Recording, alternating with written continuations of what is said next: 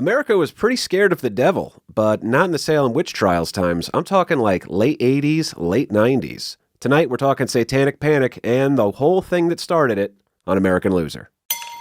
Fill her up! You're listening to the Gas Digital Network. On the edge they take the throne, built on bones of those unknown. Counted first, never last, still erased from the past. I am an American loser. No one remembers my name. No legacy and no future. One step behind in the game.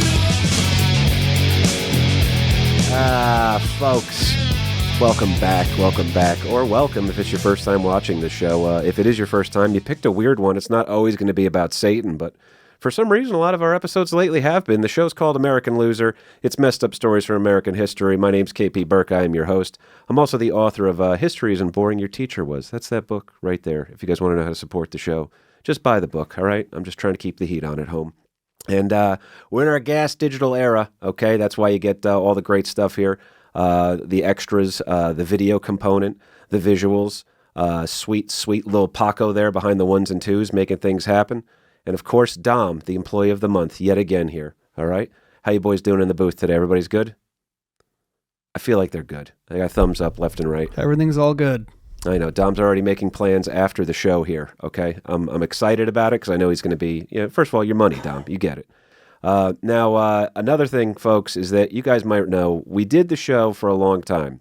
I had about a 4.5-year run with this show before I wound up taking a little break from it, worked on a couple other projects.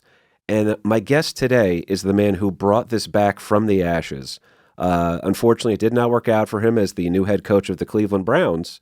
But St. Michael Harrington, back in the building. How are you, bud? Oh, man. It's so nice to be on this side of the glass, KP. Thanks for having me, brother. It's it's the talent side versus the making money side over there behind the ones and twos, right? Yeah, it's fun how that works. It's great. There's do you know how many OnlyFans girls have sat exactly where you've sat?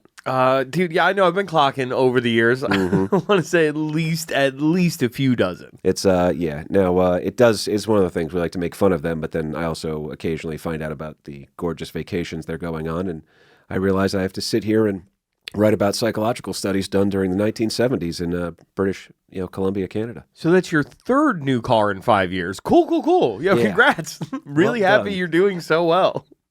You're first of all, I adore you. You're one of my favorite people in this whole thing. All right, and you have the decency to not be a comic. All right, you have the decency. Dom also has the decency to not be a comic. Paco is just like, he goes, I feel like there might be guest spots in this if I step up as his new producer. Yeah, no, for sure. I mean, if he shows up, Paco is great, dude. When Paco actually shows up when he's booked, he can be very, very funny on the microphone. You're giving him an anxiety attack, Michael. I'm glad something is. Something needs to wake that boy the fuck up. He's a good fellow, though. He's stepping into your shoes here now. You've moved on to other endeavors, but Thank God I have such small feet. that's... I've seen your feet. I don't know if they're tiny, though, buddy. All right? It was... I'll tell you what the deal is. There is no show on this network without you. I think you know that very well. And it was made very clear to me, too, several times as Ralph shoved me up against the wall and he goes, "You're only here because we owed Harrington a favor." I'm sorry, Mr. Sutton. Well, I mean, honestly, getting this show on the network has probably kept me here for a year longer than I should have. So it was mutually beneficial, KB. Yet again, Hilaria Baldwin wins. Okay, Let's go, Hilaria, she spreads her magic throughout. She's a fan of the show, what we do here. I'm stoked on this one, man. Real quick, I'll get my plug right out of the way up front here. When this episode comes out, tickets they're already on sale right now, but it absolutely will be when this one comes out. March 14th, Dojo of Comedy. I'm headlining. I'm taking a little bit of a break from stand-up for a minute, guys. Got a kid on the way. Got to try to do things right on that one. And we're trying to pack that house out one last time for me. It's North Jersey. It's my neck of the woods, folks. Come support the local boy. Unlike the Bruce Springsteen of dick jokes, okay? So we're going to make some stuff happen there. And Paco is invited to come do time on that show. Whether or not he shows up is completely contingent on him. Anything you got to plug, Mike Harrington? Yeah, I mean, I got to plug a whole lot now that I don't have a job to come to anymore. Your schedule did open up considerably. My schedule's opened up. I got a lot going on now because of it. The Armored League looks like we're going to have shows for 3 of the first 4 months of the year. Nice. So head to thearmoredleague.com for tickets. I think the next one in February, right in time for Valentine's Day, you want to get your lady tickets. It's going to be the all-femme fights. All female fighters. We're getting like a lady comic's going to be doing the MC duties with me, so it's going to be a lot of fun. Femme fights. Broadswords wasn't in there? Broads with swords. Yes. There we go. See? This month's is Deadly Duos. We should do Broads with Swords. Broads with swords would sell, man. Listen, KV, I know a couple people. I know one of the minority owners over there pretty well. If you're interested in marketing for the Armored League, we'd love to have you. This sounds like one of those long phone calls we're going to have on the way home, buddy. Sounds like it. You are gold that way. Now, you also, not for nothing, you grew up around the same time frame I did. Yes. Late 80s baby, yeah. 90s kid. So we're going to find a bunch of stuff that we were getting warned about as kids, and a bunch of stuff that, as I was saying earlier, got made fun of on The Simpsons. Right. Is all literally kind of based off the panic that was set off by this friggin' nonsense book that we're going to cover here today. So last week I covered Michael Aquino, very creepy guy. Has curled up eyebrows, everything like that. Happens to be a psychological warfare specialist from the U.S. Army. Also happened to be a devout member of the Church of Satan in San Francisco. Oh, time period? So Church of Satan is Anton LaVey. You're talking 70s into the 80s. Okay. Yeah. LaVey was after Crowley. So yeah, that was Anton LaVey was the guy. He was the modern face of the Church of Satan. If you will. Yeah. And it gets nuts. It gets crazy in a hurry, too. They literally met at the premiere of Rosemary's Baby. Anton LaVey and Michael Aquino. Okay. And then Aquino goes, hey, I'm leaving for the Army, but I really love what you guys are doing here.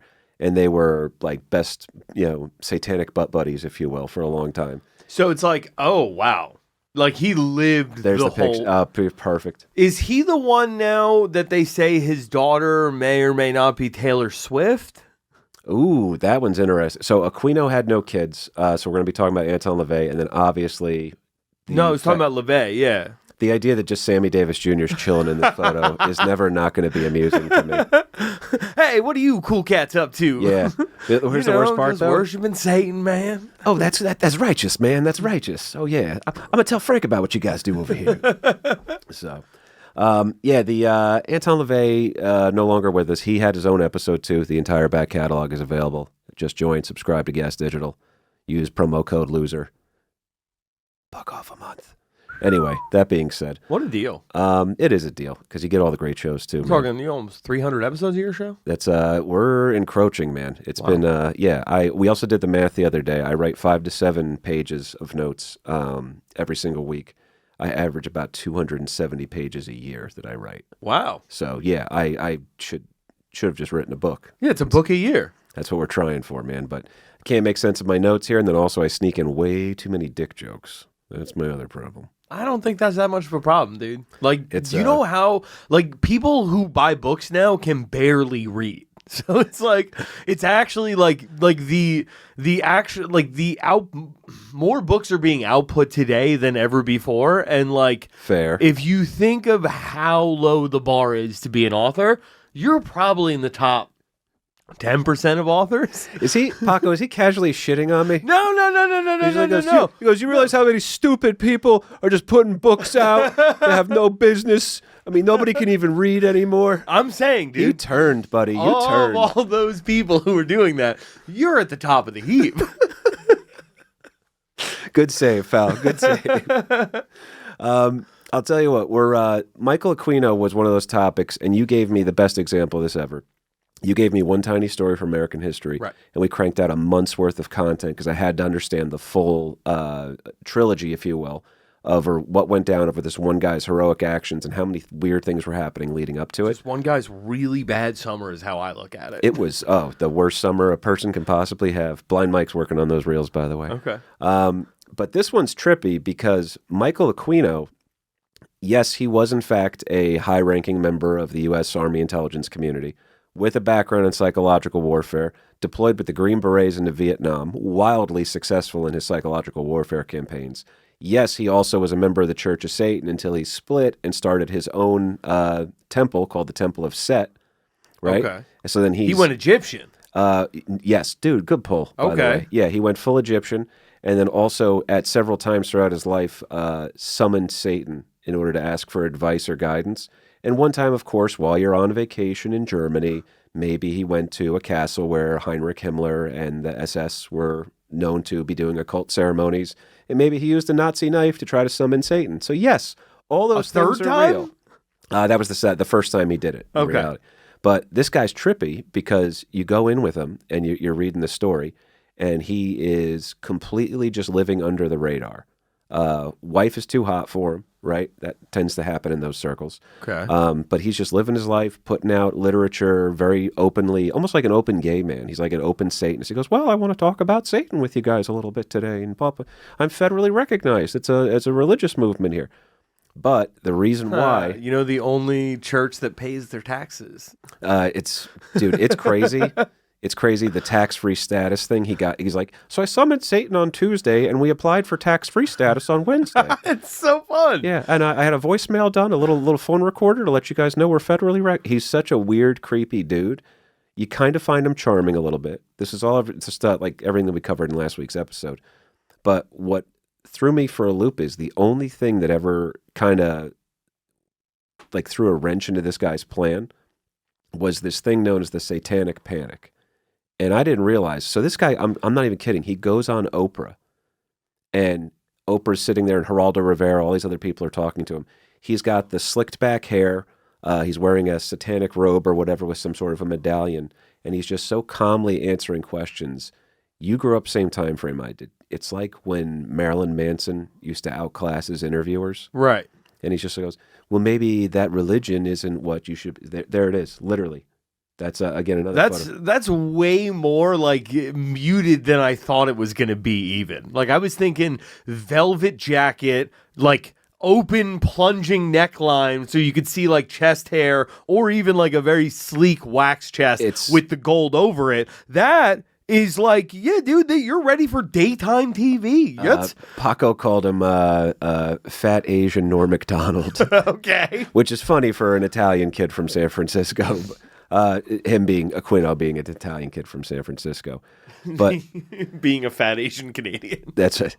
Well, here's what's nuts, man. This makes no sense to me. All right, that's a little backdrop on the story here. If it's your first episode, you picked a weird one. Okay, if you're already familiar with last week's episode, yes, this will be the part where I get time stamped in the comments and they say he finally gets started at the 11-minute mark. I'm sorry, guys. I want to catch up with my friend. I want to talk to you guys a little bit, but. The bottom line here is that the general public is terrified of Satan and his power over children. But we're not talking Salem witch trials. It's the late 1980s when this goes down. There is, and it really did tie directly into the Michael Aquino thing, because he's just living his life.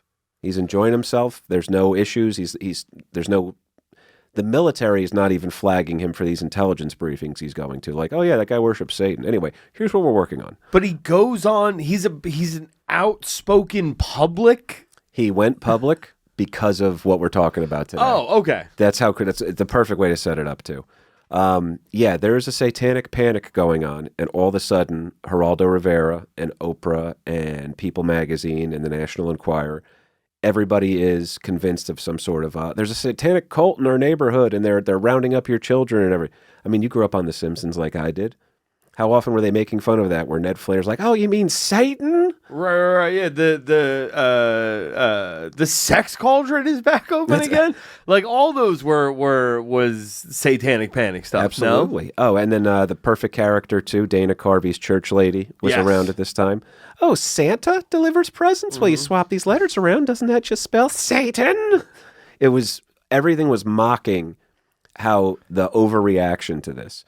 But I couldn't believe how intense it got on this one here because, first of all, it's almost like everything. I really was able to pull from history, too, here. When you talk about periods of unrest, there's many words that like accompany it. You have a Red Scare when we're afraid of communism. You have a Great Depression when everything is so bad that, you're in it. Financial panics is always going to be a word there. Religious panics, cultural panics. This one kind of involves all three. And guess what, folks? Like most others, it's entirely based on a lie. Ooh. Yeah, the Satanic Panic. It's the 1980s and the 90s. For me, growing up as a kid, I was afraid of Marilyn Manson. I had a healthy fear of him because it's all about how you get it. Like when you see him in the videos, it looks like a horror movie and he's dressed as the Pope and you're like, all right, I don't know if this is okay. And then you hear him speak in the interviews, you're like, okay, he's pushing a button. You know, like he found a cultural hotspot and he's pushing into it. I've always looked at that and gone like, yeah, this just doesn't do it for me. Like you got breast implants, I did think he was a chick for the longest time. Right, like you're doing all this stuff to be provocative. Like anytime anyone has been provocative for provocative sake, I've looked at it and gone like, what are you doing? No, kids are watching this. You better have great music to back it up because Sure. David Bowie, if I had seen him like in the weird makeup eras and everything like that, if I had seen him in the Ziggy Stardust or whatever it was era that he was in, you listen to the music, you're like, this is amazing music. This is fantastic. Right. And then you're like, oh, that's the guy? It's kind of like, there's a couple of bands like that too, like Manson's obviously in there. By the way, you've never experienced life until you have seen Marilyn Manson at a daytime summer series concert at the PNC Bank Arts Center, and it's July, and he's up on stilts, and it's a beautiful day outside, and he's just like, hey guys, what? I'm here to take down the church and the control it has over you, and it's like, also, happy 4th of July, everybody. Is this like 4 p.m., the sun's still out, and Marilyn Manson's on stilts? There's a kid eating a snow cone in front of you. No, dude. That doesn't work. But it is like, it's weird how that all does kind of eventually, like, you're right. I grew up like as a kid seeing Marilyn Manson and looking at it as like, that's not really for me. But like, I stayed away from it. The same way that like kids in the 70s were probably looking at Bowie, where I grew up with that going like, oh no, like that's just good. That's good music. That's David Bowie, man. Once you have a legacy to build into. So Manson, 9 Inch Nails too, that was another band that was kind of like that. The guy dresses a little fruity, but he bangs the hottest women in the world. Like he's allowed to dress as fruity as he wants. Yeah, early 2000s Rose McGowan was a thing, wasn't she? Oh, I was talking about Bowie, but yeah, no, I guess, Manson did kind of have that cachet, especially with like, people who, if you'd gone through puberty, I think that was your thought process, and if you hadn't, you looked at it as like, all right, that's scary for scary's sake, that's weird. Yeah, I didn't like horror movies as a kid, so why would I want to watch his music videos?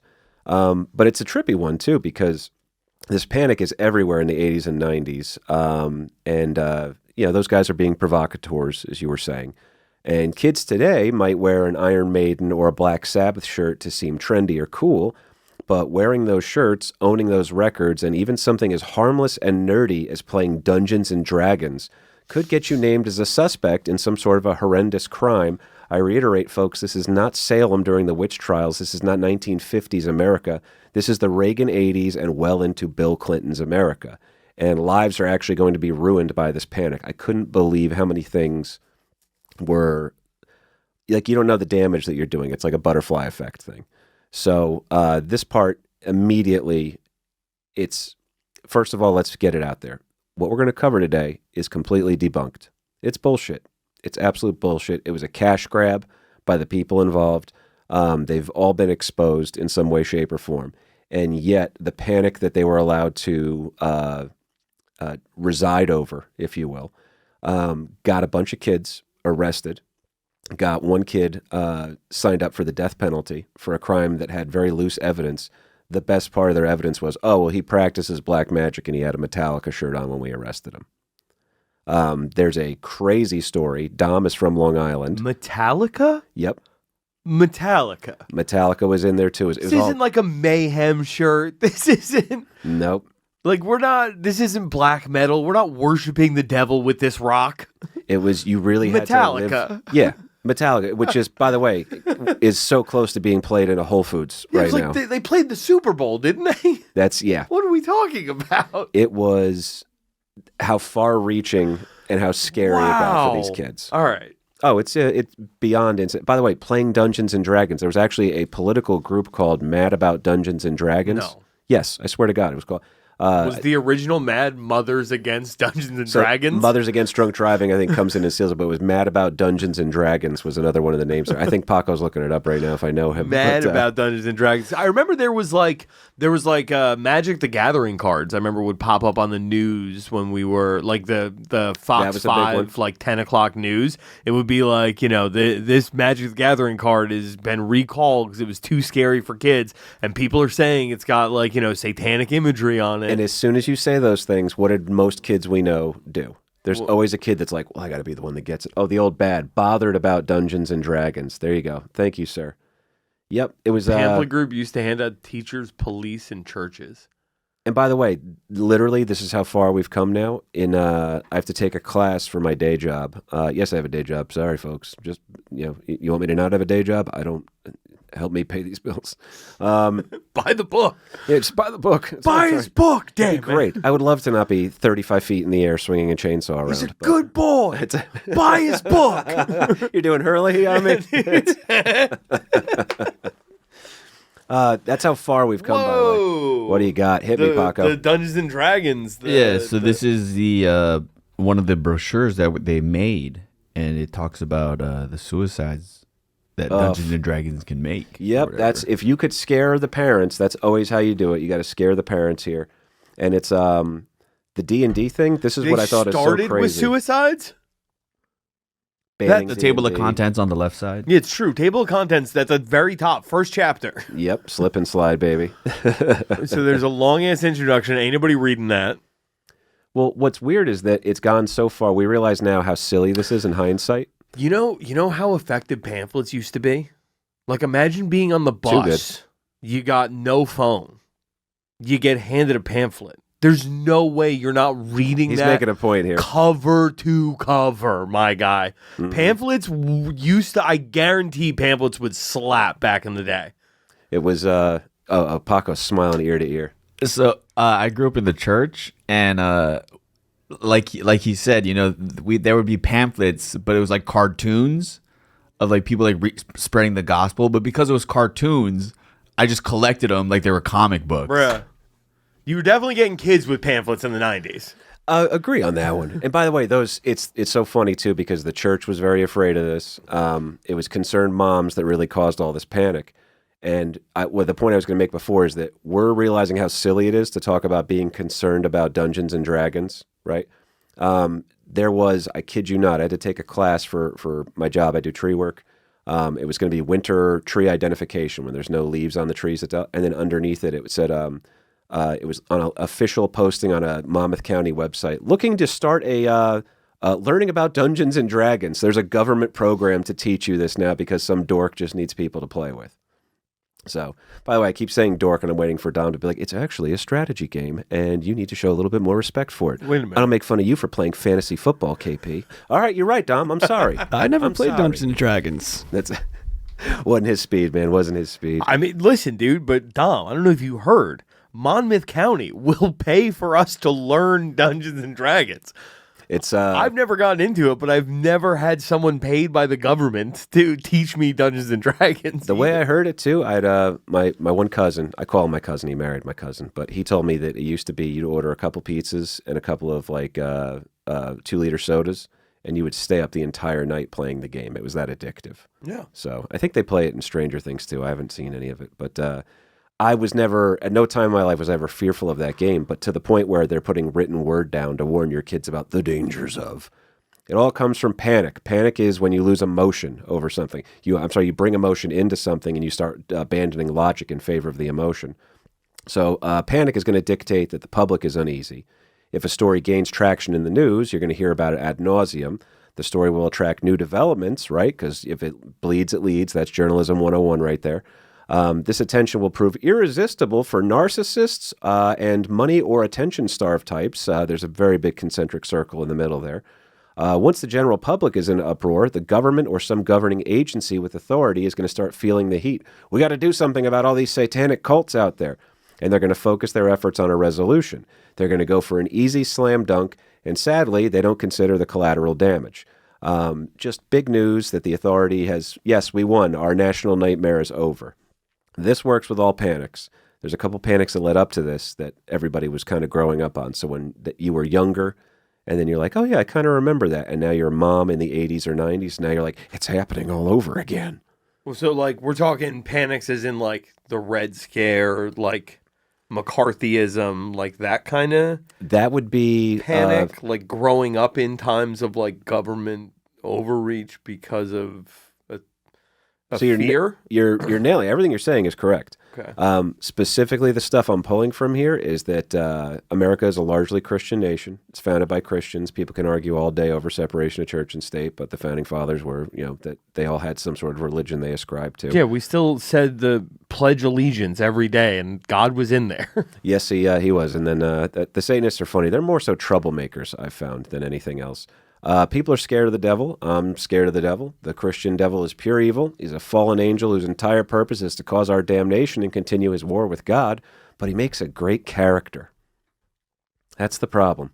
First time, anything from pop culture, think of it. First pop culture thing that goes into your head when I mention Lucifer or Satan or the devil. I mean, just like a puff of smoke, little red guy, horntail, horns, pitchfork. What are you pulling from? Devil though? on the shoulder. I mean, Homer Simpson in Simpson's a devil. Satan costume now is like, I don't know, like it's kind of free association, but it's like, I mean, the first written word was the first printed word, the first ever book done on the Gutenberg printing press was the Bible. Nailed it. He's full of good facts. He's the OG villain, dude. He is. He makes a great character for stuff, too. By the way, we did notice this one. You talk about Satan in your music, and Led Zeppelin catches some flack. Obviously, Black Sabbath and Ozzy Osbourne catch a ton of flack. Mention Satan in a country song, and you're Charlie Daniels. Oh, okay. That's how you work around it, man. You got to beat the devil in a fiddle contest, and then you're okay. Nobody's burning your records as long as you come out on top in that said fiddle contest. But here's the other part, too. You got movies from this time frame. The Omen, The Exorcist, Rosemary's Baby. Led Zeppelin's doing their black magic stuff. People actually thought this about Led Zeppelin. I always thought this was interesting. They said they're satanic symbols on Led Zeppelin's fourth album, but they're actually just runes, which we know now as growing up as, kids that grew up in the era of the movies of the Lord of the Rings. Runes was, I guess, what the elves communicated with or something. So literally J.R.R. Tolkien, his book is being referenced by Led Zeppelin, and because we didn't know what it was, they're like, it must be Satan. Oh, I assumed when I hear runes, I assume like Norse, the like Scandinavian peoples. Tolkien pulled from a lot of different things too. True. I also have heard it's yeah, but Zeppelin is super Tolkien-y, right? Yeah, they also, I mean, not for nothing, they do have they pulled from that. They pulled from a bunch of different mythologies and stuff. Their image is they can't. There's always been a debate as to whether or not the image of the classic Led Zeppelin one. Obviously, there's the Hindenburg going down, and then there's also the angel falling from it. Is that Lucifer being cast out of heaven, or is that Icarus as his wings are starting to melt from the sun? And they would answer differently depending on who they were talking to as well. So everybody kind of did this year. But nothing's going to scare the shit out of people quite like a guy named Charles Manson giving instructions to his followers to make their crime scene look witchy. And then a couple years afterwards, a fellow named David Berkowitz will go on a terrible crime spree all over this very city that we are in right now, supposedly under the influence of a dog that commanded him to spill blood in the name of a demon. An ancient demon got into this dog and then commanded David Berkowitz to carry out the .44 caliber killings. Summer of Sam. Oh, yeah, right. He was talking to the dog. Mm-hmm. So Satan has been in the news a couple of times here recently. So, and that was the summer of 78? Well, kind of it went on for a minute, too. And then the more I don't want to give too much away, but Paco and I both have seen that Sons of Sam documentary. Yeah. And that one will expand your mind in a negative way. Okay. Because you'll learn too much. Ooh. What do you got, Paco? The murders and shootings in New York City for Son of Sam happened between 1975 and 1977. 77. Yep. Okay. He was on a run, man. He was. Because he didn't act alone. There, I spoiled a little bit of the documentary for you. But yeah, so these things are all in the news here. And when he does get arrested, he does say, he's like, oh yeah, a demon possessed my dog and made me do this.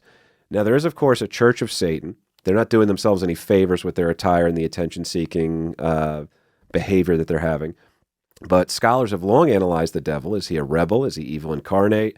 Whatever he is, he gets sensationalized and comes with that a danger. And like what'd you say about Magic the Gathering before? as soon as you're like, ooh, there's a scandalous new card here, what's going to be, there's some kids on the playground that day that be like, I have the card. Do you guys want to see it? I have power. I have attention. I'm somebody because I can show you this. And it's, just ask the kid whose mom told him that she didn't like him watching pro wrestling, and yet I still almost got a tattoo of Stone Cold Steve Austin. Whatever the parents say, hey, I don't want you doing this, you're going right towards it. You can't help it. Yeah. So I'm learning that the hard way. Day by day. Slowly. Every single thing. Yeah, it's a hey, you're not allowed to put that fork into the toaster oven. Why the fuck not? I mean, I have a daughter, so it's not a lot of. Oh, it's impressive. You don't get the back talk as much. You get a very. I'm sorry, Daddy. See that, and then it's like, well, now I'm the asshole. That's Put how you it get in the away with toaster. See, all right, we'll put 2 in the toaster, and then we're done. Okay, then we're done. Go get Daddy's welding gloves so nobody gets hurt. All right. If we're gonna put these things in the toaster oven, let's do it safely. All right. I'd rather you do it at home with an adult. I don't want you just going around with kids on the street. I love you, buddy. I really do. This panic is going to go on, though, and it gets out of hand. Not immediately, okay? So something will happen, and then you can't predict the outcome of it. But around the same time as Son of Sam, endless movies about the occult, and Anton LaVey laying the groundwork to continue Aleister Crowley's work, will also inspire and intrigue young Trent Reznor's and Marilyn Manson's, there is a Canadian psychiatrist who will be seeing a patient. The year is 1973, but don't worry, Dom, this is not the zeitgeist just yet. The doctor's name is Lawrence Pazder. Okay, Pazder. I don't know if we have any photos here. I know Carly sent a couple of photos, Paco. He is a Catholic living and practicing psychiatry in Victoria, British Columbia. His longtime patient is a woman named Michelle Smith, who is seeking treatment from him for her depression due to a miscarriage. Entirely understandable, and mental health is truly important. I value all that here. That is Michelle Smith on the left there. That is Dr. Lawrence Pazder. Okay, now they... interesting looking folks over here. Classic Canadians, if you will. Classic for the time frame, too. Yeah. Don't you know? It's the craziest thing. We're going to have to go into the accent here in a minute, I think. Now, during one session, Smith, that's Michelle Smith, who is married at the time, will confide to Dr. Pazder, who is also married at the time. She goes, there's something I've been wanting to tell you, but I can't remember it. Which sounds innocent enough, okay? Sounds innocent enough. Anytime I do a therapy session, I always forget to mention the most important thing until they tell me my time is up. And I go through the VA where they're all very lovely. But they're like, all right, cool. So it's great that you're working on all these problems here. Let's talk again in about 90 to 100 days. And you let me know how you made out with that big thing this weekend you're worried about. So... they try. The VA really does try. They've had some good doctors there. I don't want to shit on them, but it's just how it works. In the following session, again, Dr. Pazder is the doctor. He is, there's therapy going on here with Michelle Smith. Michelle Smith will reportedly begin screaming for 25 minutes. 25 minutes in the voice of a 5-year-old girl. So imagine if all of a sudden you're just sitting down, you're like, imagine walking in today and you saw Shannon. You're like, Shannon, how are you? And then your daughter's voice comes out of her for 25 minutes while she screams about stuff.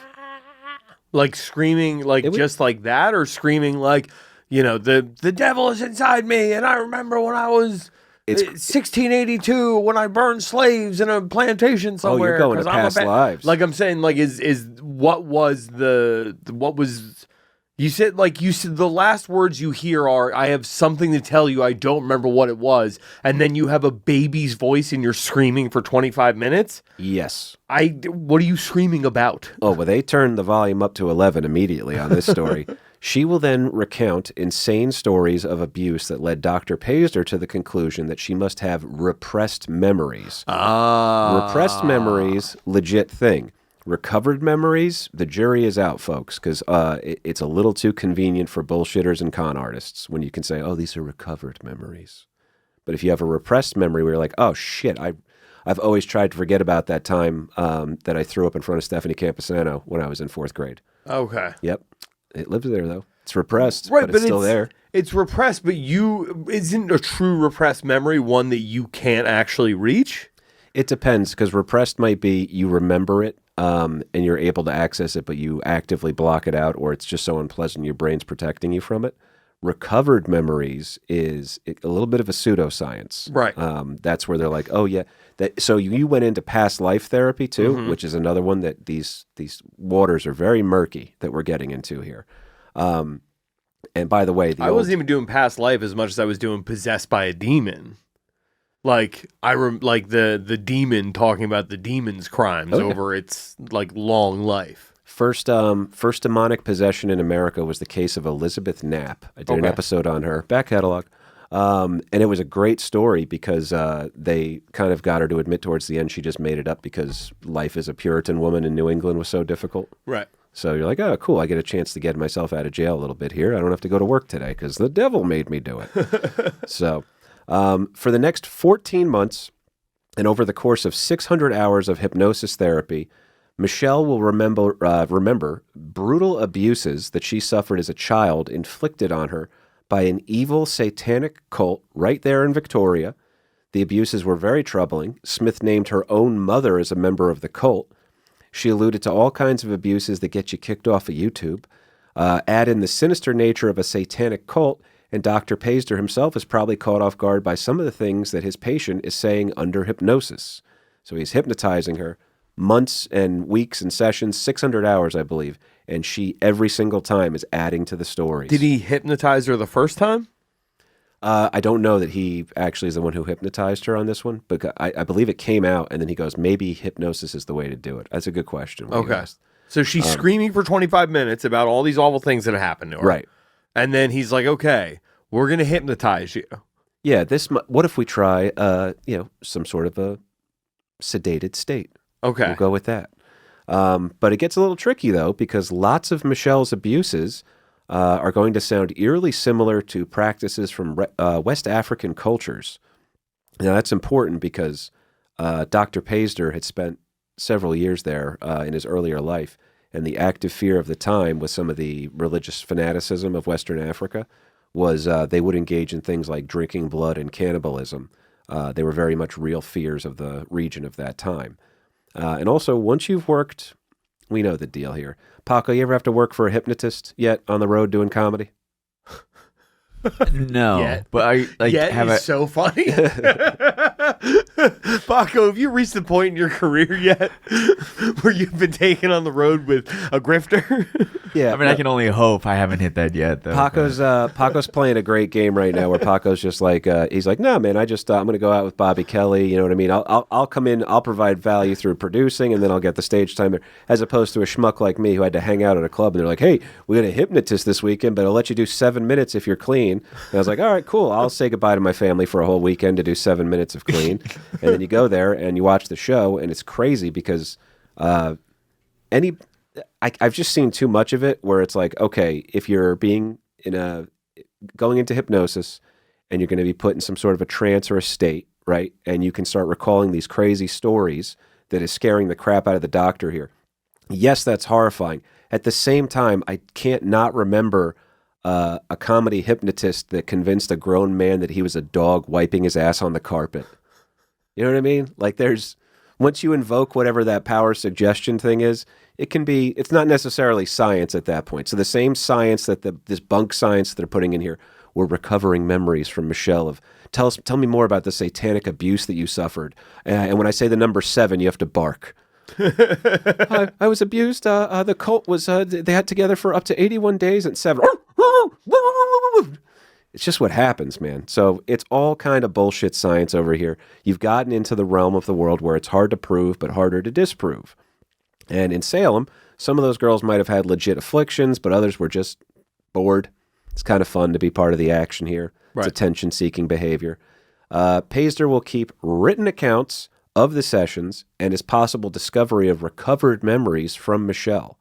She's going to point her finger directly at the Church of Satan. Anton LaVey is the head of the Church of Satan. Michael Aquino will split with him over a disagreement about how they should best worship Satan. Okay.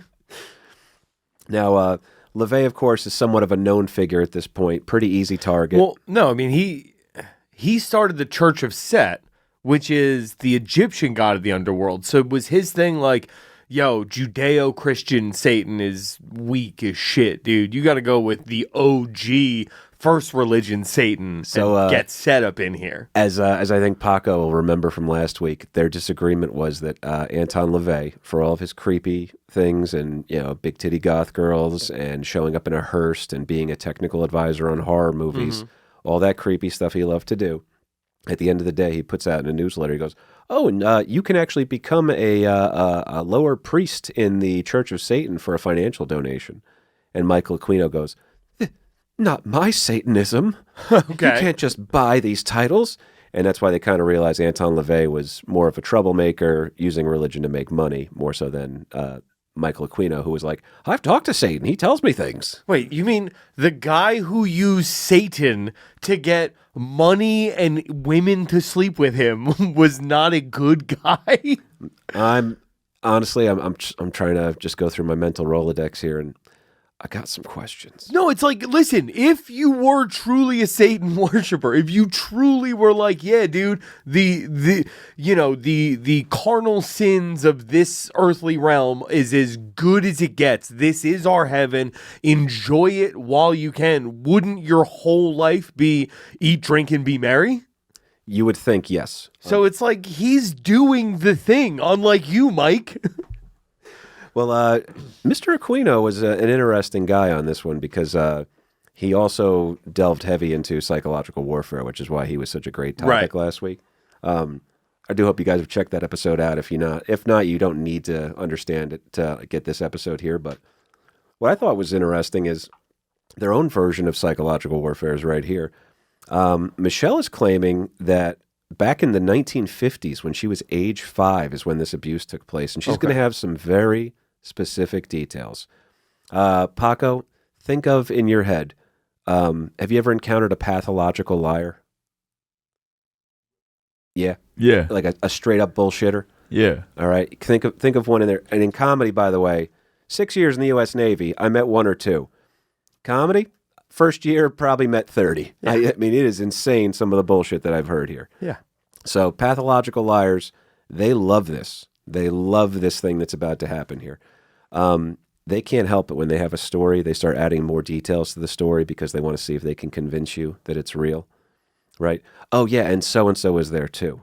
Oh, yeah, and then, well, that's what happened to me. TJ Miller showed up, and that's why I'm not on the show tonight.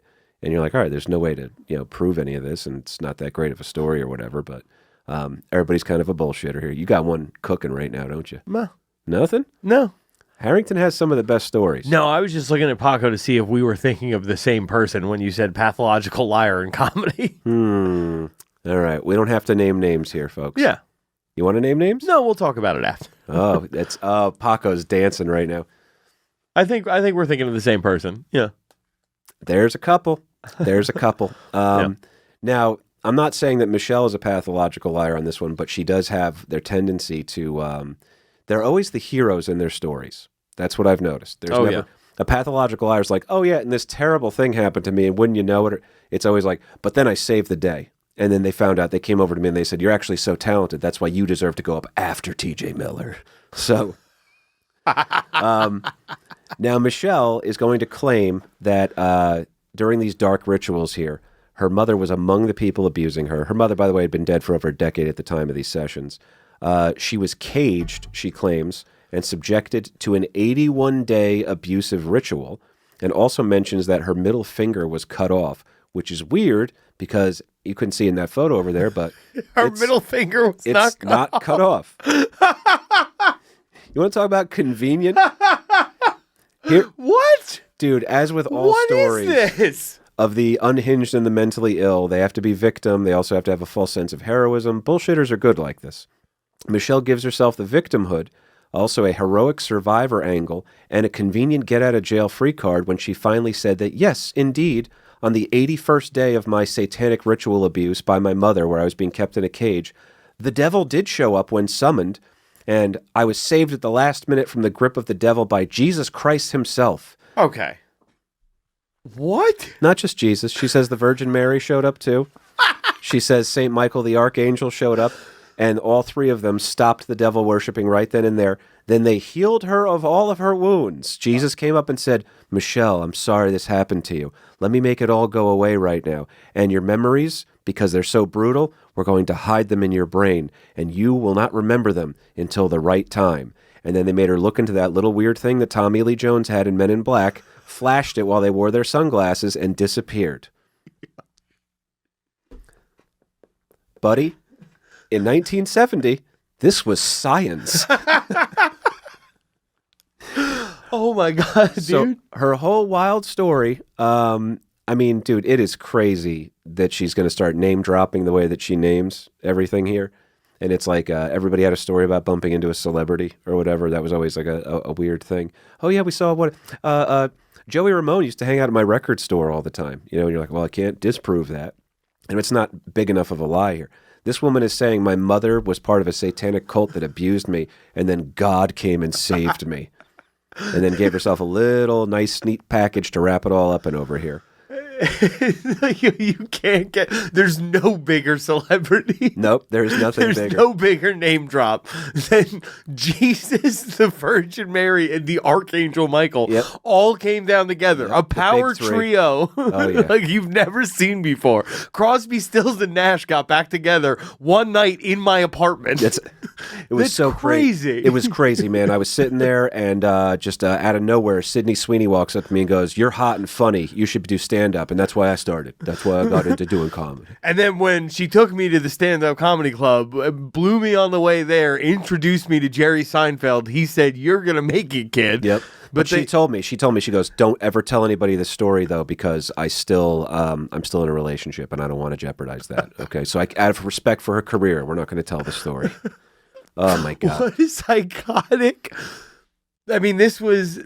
See, we are seeing through it right away. Did you ever see the Ricky Gervais movie, The Invention of Lying? Yes. I'm wondering if I could go back to 1977 knowing only what I know right now and pull off a caper similar to that. Just dude, the worst no one part can of it, check their phone to see if I'm lying at any time and just use. trust the science, Michael. That's... Dr. Pazder, by the way, is going to take some. He takes the sessions, and he's written articles about them that soon, very, very quickly, get picked up by People Magazine and the National Enquirer.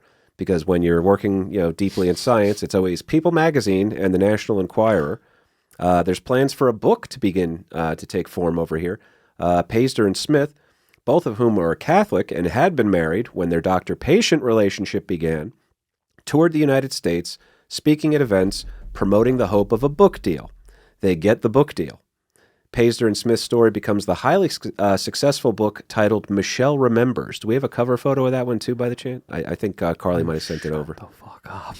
So to go along with it comes a very generous advance, nearly a $500,000 deal for. Yep, there's Michelle Remembers. Yep, it is portrayed as a true story, and of course, Lawrence Pazder has to throw the MD at the end there, so it can't possibly be bullshit because this is a doctor. All A right, Canadian doctor, but sure. Okay. Canadian doctors are just people who couldn't play power forward. Yeah, dude. I got a winter call-up with the Canucks, but it didn't land. That's right. It's Messier came in one time. Pretty cool guy. So, I stopped playing for the Habs, and then I said, let me go figure out if I can cut off someone's leg. They told me, they said you can either learn how to play in the neutral trap zone defense, or you can stop Satan from coming back into North America. Because my patients, that's always what's going to take pride for me. And well, you see, I'm a Catholic. As a Catholic, as Jordan Peterson, who has my biggest, I like to be a social critic at times. Please stop DMing my daughter and asking for pictures of her feet. Okay? I know she puts them out there. I wish she wouldn't. But yeah, Pazder gets the book deal, folks. Publishing rights, talk of a movie. After the publishing of the book, which went on to be quite successful, that aforementioned book right there, Michelle Remembers, Pazder and Smith... New York Times bestseller? No, I don't know if it was a bestseller, but it was a commercial. It was a publishing success, meaning that they made their money. They made money off it despite the lucrative advances. You get $500,000, you make that back on a book. We're talking 1982. Before the movie. Yes. Now, they don't ever get the movie made because... Why not? Well... people What could possibly go wrong, KP? people start questioning the science and doing their own research, and back then that was okay, Michael. Did they get to all right? Did they publish the book with that as the ending? Like was And then we got this great book deal. no. Like was the climactic event of the book like Jesus came down with the Archangel Michael and the Virgin Mary, and people like got to the end of this like thrilling satanic cult, like page turner whodunit, and they get to the end and go, oh, okay, what? What? People read it, and some people were very inspired by it. A lot of people bought it, by the way, because here's the bottom line. People bought the book regardless of whether or not they believed. Maybe they wanted to read it to debunk it. Maybe they wanted to read it to be like, well, what the hell is this all about here? And then you had some people that bought it hook, line, and sinker. But it sold. So sex sells in this era. Satan is going to sell. Satan is big money. He's right back on the markets here, folks. And by the way, Pazer and Smith will both divorce their spouses and marry one another. Oh, Yeah. I love when that happens. Have you ever seen that in real life? Marrying your therapist? Yes. No. Okay. When I was one of the rehabs I was in, the head psychiatrist or head like top doctor lady in charge happened to be married to the owner of the place, and we found out 3 months in or something like that he was a patient at a rehab. She was his string. Wow. They started banging, and he just had a lot of money. He happened to have a ton of money that he then put into building his own thing where she could be the head psychiatrist lady at it. It's not just Dr. Melfi, okay? There's a lot of people that want to bang their therapist. Dog, it's therapy in general. Just like there's too much of this. Well, it's like Grown Ups, too. Grown Ups does, not Grown Ups, I'm sorry, Step Brothers? Oh, yeah. Will Ferrell they banging do that this. great thing in there. We go, I love you. I love you. No, you don't.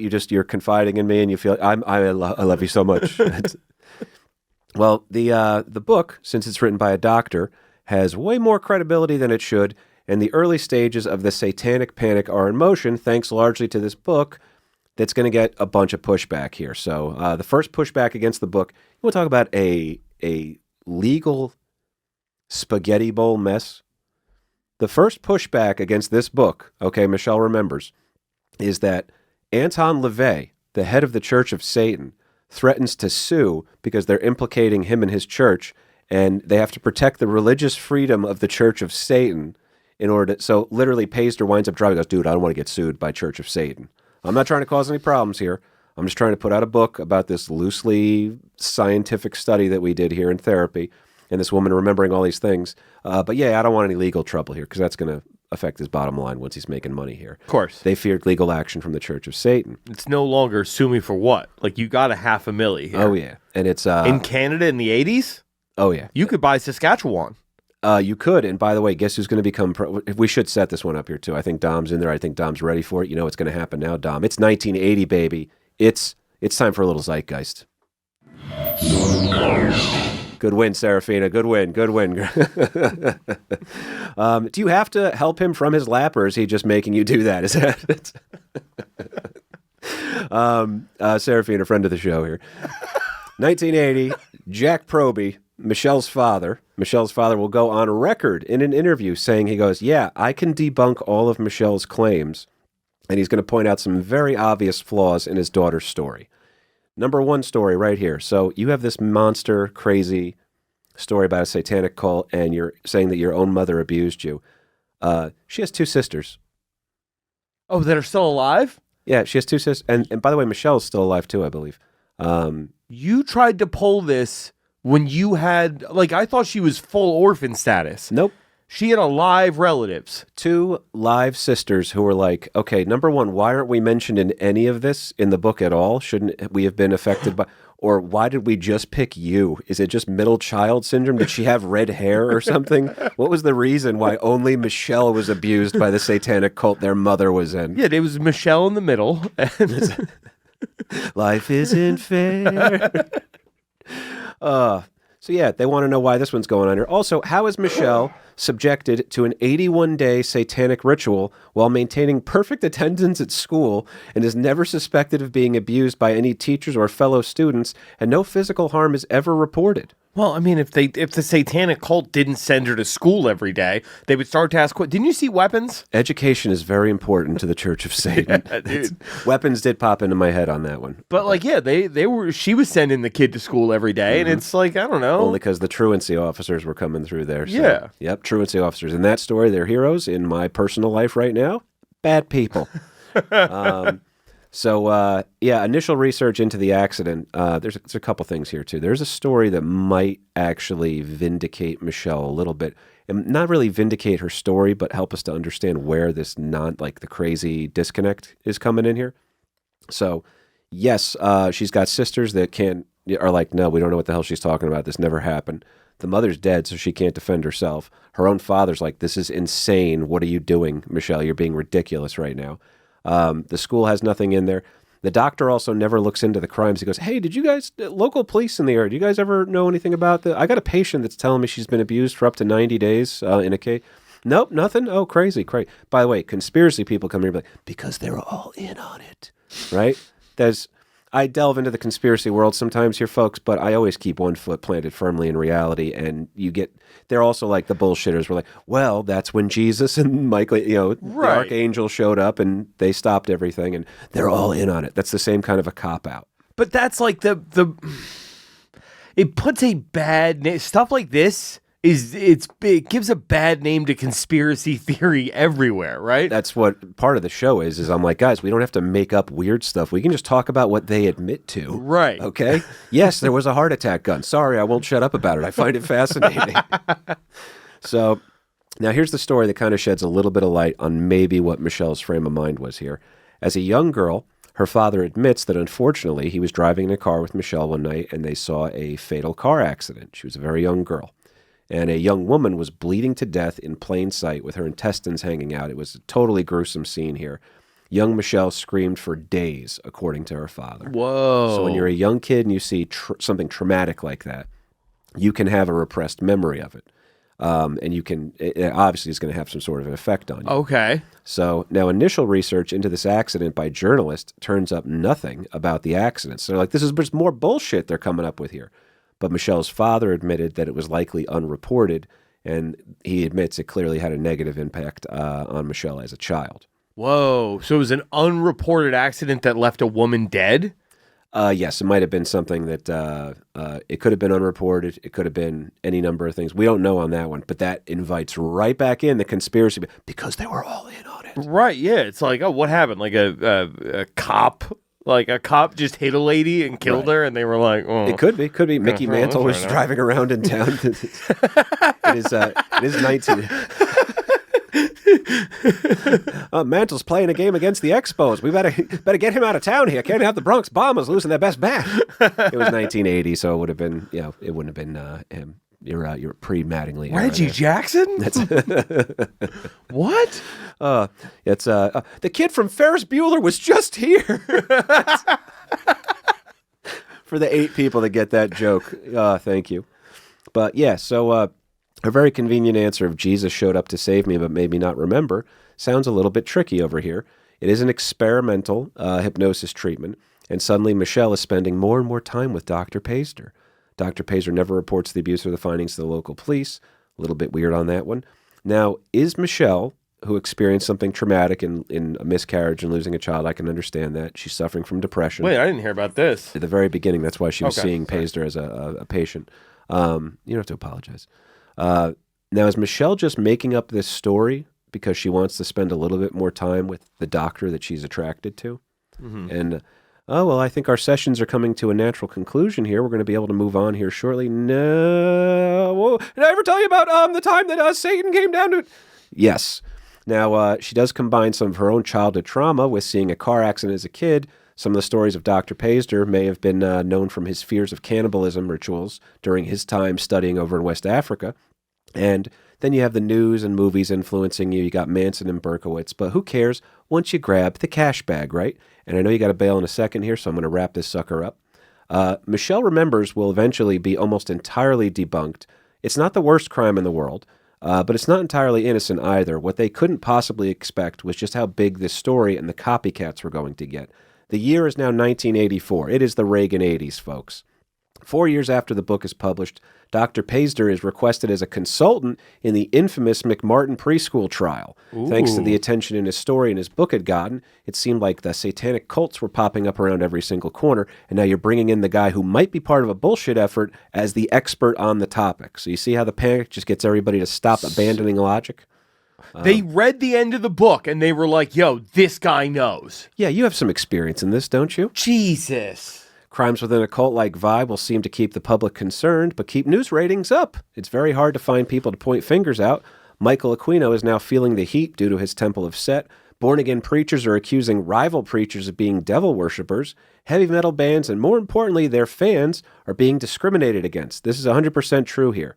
Next week, we're going to talk about this in greater detail, but kids like Ricky Casso of Long Island, later Damian Eccles of West Memphis, Arkansas, they will see themselves facing life-changing legal trouble for youthful interest in the occult and black magic and wearing the wrong band's t-shirt on a day when the cops were looking for some kids that must be up to no good.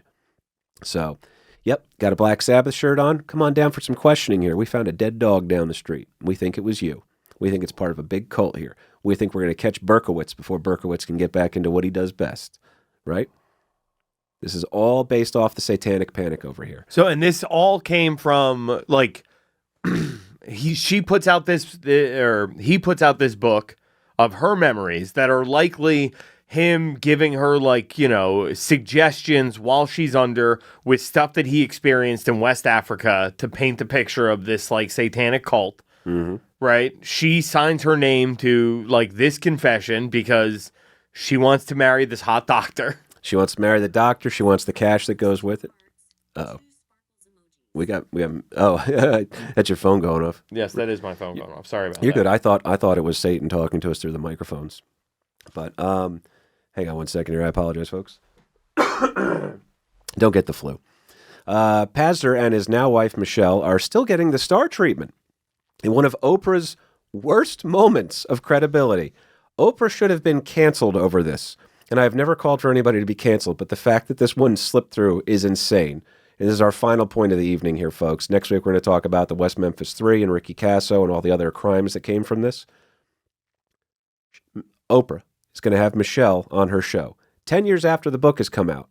Oprah will not only never question her, not even give her one hard question about, like, well, how do you feel about the people that are actively debunking your book? Even though the story has come under quite a bit of scrutiny already, and there's the ensuing satanic panic, Geraldo Rivera is going to produce an entire episode of his show as a special report about satanic ritual abuses living among us. One of his guests, Michael Aquino, last week's loser.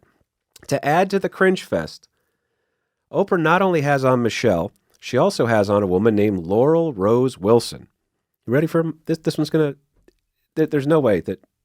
I can't even make this shit up. This is how nuts it is. Oh, we found her. Yeah, notice her name, Lauren Stratford, in this one. Okay? That's not her name. Her name is Laurel Rose Wilson. Okay. And she is portraying herself in this Lauren Stratford name as a fellow survivor of satanic abuses from her childhood. Her story is good enough for 3 books. Laurel likely had seen the cash and attention of Michelle's story and ran with her own. Laurel's was an even more thoroughly debunked and has absolutely almost no details of her accounts have ever been corroborated. She gets completely exposed to the point of having her books, including Satan's Underground, the one that Paco just had up there, the books either get removed from the shelves or get put into a new category and removed as nonfiction and put into fiction. Okay. That's how much of a bullshitter this woman is. Does she get paid still, though? She loses a bunch of the money. She, I'm sure, filed bankruptcy. But she's not done yet. She's not done yet here. Her life as an author / satanic survivor is over. But her eagerness to lie for attention and money will continue. Laurel Rose Wilson, who as an author was Lauren Stratford, she will now assume the identity of Lauren Grabowski. And her new move is that she's a Jewish Holocaust survivor of Auschwitz, and that she has collected thousands in donations and filed claims for legal suffering compensation from multiple governments, including the Swiss government, who is giving the best payouts for Holocaust survivors. When pressed for details or evidence, This woman is never able to provide anything clear-cut, and she has no actual dates or anything like that, or where she was taken or who she was kept by. The closest thing she gets to validity is when she gets reunited with a man she remembered from the camps. His name was Benjamin Wilkomersky. The two of them will lecture together, making a lot of money on a speaking circuit. They will recount stories of the horrors bestowed upon them and their families by the Nazis. Except both Laurel and Wilkomersky are exposed as frauds. Neither of them spent any times in the camps. Wilkomersky wasn't even Jewish.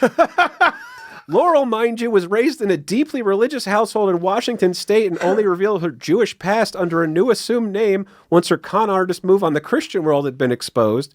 But on that day in 1989, I'm alive, okay?